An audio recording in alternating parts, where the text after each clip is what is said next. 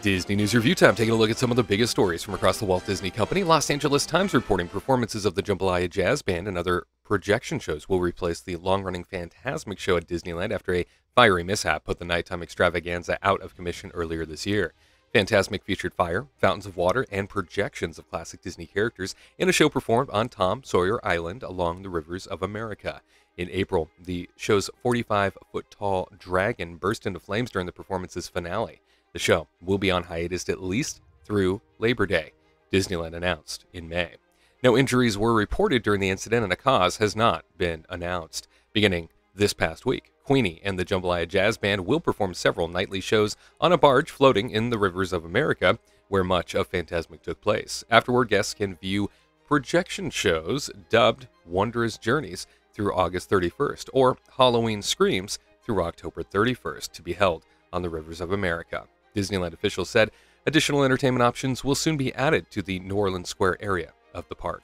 Next door at the Adventureland Treehouse, the new backstory for the rethemed Disneyland attraction finds the treehouse serving as a home to a family of 5, each with a unique gift that helps them survive in the jungle, according to the Orange County Register. They write that the chef father has built a kitchen where meals cook themselves in magical water fed by a water wheel, cools an icebox. The musical mother has a player organ in her room that plays Swiska Polka in an homage to Disneyland's original Swiss Family Robinson treehouse.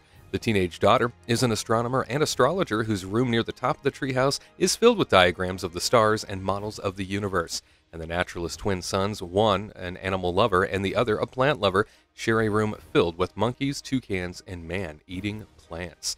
Disneyland closed Tarzans Treehouse in 2021 and announced plans in 2022 for a rethemed version of the attraction that would be once again inspired by the Swiss Family Robinson novel.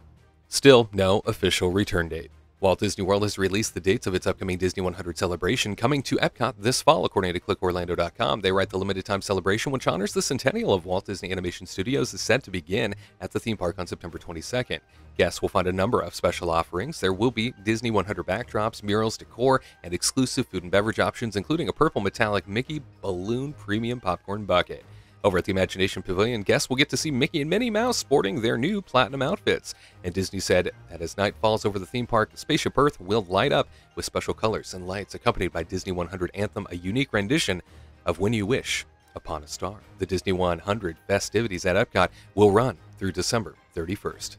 And over at Disney Springs, Orlando Weekly reports that Chopped judge and Food Network personality Manit Chauhan and her husband Vivek Diora are opening a new Indian restaurant in Disney Springs later this year. The restaurant, dubbed Eat, is described as a modern, fun, Indian-inspired concept. Other specifics are currently scant, including the exact location or time frame for opening, but the couple have hopes to open the restaurant in the fall.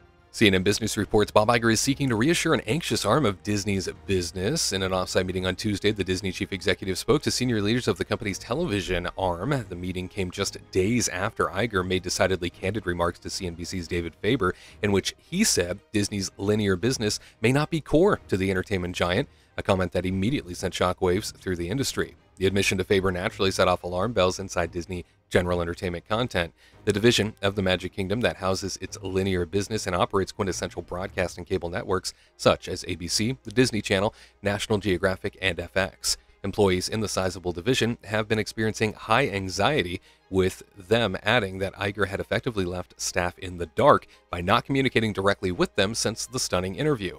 There have been no company-wide memos, no town halls, nothing but silence since Iger jolted the organization with the news. The chief executive on Tuesday sought to quell some of the unease as he fielded questions submitted by senior company leaders assembled at the offsite. He told the personnel gathered that the content created by the company's television production teams is incredibly valuable to our business, according to a person with knowledge of his remarks.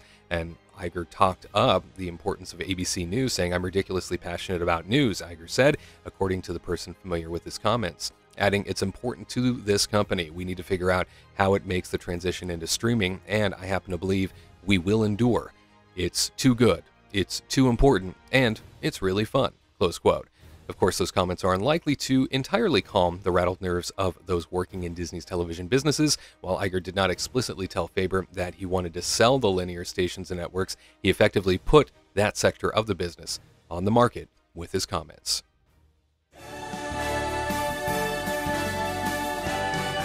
come to this happy place, welcome.